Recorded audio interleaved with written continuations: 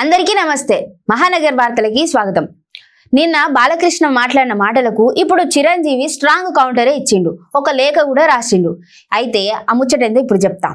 అప్పటి సీఎం జగన్ తో జరిగిన సినీ పెద్దల సమావేశం పైన, అసెంబ్లీలో జరిగిన చర్చ పైన చిరంజీవికి ఇప్పుడు మాట్లాడిండు. విదేశాలలో ఉన్నా కూడా ఒక లేఖ విడుదల చేసినాడు. ఇప్పుడు ఆ లేఖ గురించి చెప్తావులి.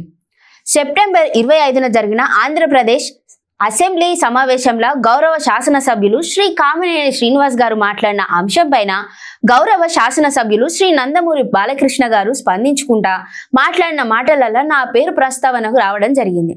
అసెంబ్లీ వేదికగా గౌరవ సభ్యులు శ్రీ బాలకృష్ణ గారు మాట్లాడుకుంటా కామినేని శ్రీనివాస్ గారు చెప్పినట్లు చిరంజీవి గారు గట్టిగా అడిగితే అప్పుడు ఈయన వచ్చిండు అన్నది అబద్ధం.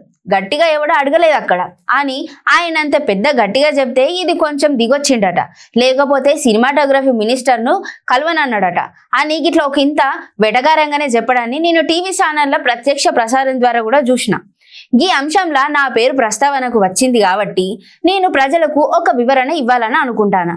రాష్ట్రంలో వైఎస్ జగన్మోహన్ రెడ్డి గారు ప్రభుత్వం ఉన్నప్పుడు తెలుగు సినీ పరిశ్రమకు చెందిన ఇంకొంతమంది నిర్మాతలు, దర్శకులు, ఫిలిం ఛాంబర్ ప్రతినిధులు నా కాడికి వచ్చి సినీ నిర్మాణ వ్యయం పెరుగుతున్న దృష్ట్యా సినిమా టికెట్ల ధరల పెంపుదల గురించి రాష్ట్ర ప్రభుత్వంతో మాట్లాడితే బాగుంటదని, అందుకు నన్ను చొరవ తీసుకోవాలని అడిగిళ్ళు.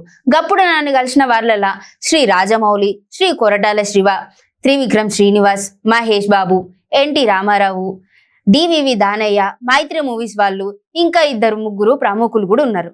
వారి సూచనలతోని నేను అప్పటి రాష్ట్ర సినిమాటోగ్రఫీ మంత్రి శ్రీ పేర్ని నాని గారితోని ఫోన్లో మాట్లాడిన. టికెట్ల ధరల విషయంలో మంత్రి గారితో మాట్లాడి చెప్తానని ఆయన నాతో కూడా చెప్పిండు.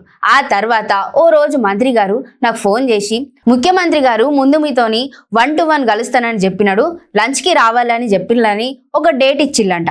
ముఖ్యమంత్రి గారు ఆహ్వానంతోని నేను ఆయన నివాసానికి పోయినా నన్ను వాళ్ళు సాధారణంగా ఆహ్వానించిల్లు. లంచ్ చేస్తున్న సమయంలోనే నేను సినీ పరిశ్రమ ఇబ్బందుల్ని వాళ్ళకి వివరించిన.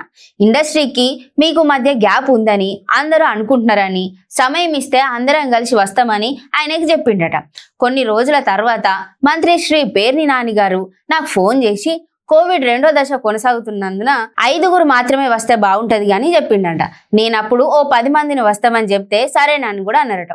ఓ డేట్ ఫిక్స్ చేసి అప్పుడే నేను బాలకృష్ణ గారిని ఫోన్ ద్వారా సంప్రదించడానికి ప్రయత్నించిన. ఆయన అందుబాటులో రాలేదు. జమినీ కిరణ్ గారిని వెళ్ళి బాలకృష్ణ గారిని కలవమని కూడా చెప్పిన. ఆయన 3 సార్లు ప్రయత్నించిన బాలకృష్ణ గారిని కలవలేకపోయారంట. దాంతో నేను ఒక ఫ్లైట్ ఏర్పాటు చేసి ఆర్ నారాయణమూర్తి గారితో సహా ఇంకో కొంతమందితో వెళ్ళి ముఖ్యమంత్రి గారిని కలిసినాము. ఆ సమయంలో నేను ముఖ్యమంత్రి గారితో సినీ పరిశ్రమ ఎదుర్కొంటున్న ఇబ్బందుల్ని వివరించిన. సినీ పరిశ్రమ ప్రభుత్వ సహకారం అందించాలని కోరిన. అందుకు అక్కడున్న వాళ్ళందరూ సాక్ష్యమే. నేను ఆ రకమైన చొరవ తీసుకోవడం వల్లనే అప్పటి ప్రభుత్వం సినిమా టికెట్ల ధరల పెంపుదలకు అంగీకరించింది. ఆ నిర్ణయం సినీ పరిశ్రమకు ఎంతో కొంత మేలు చేసింది.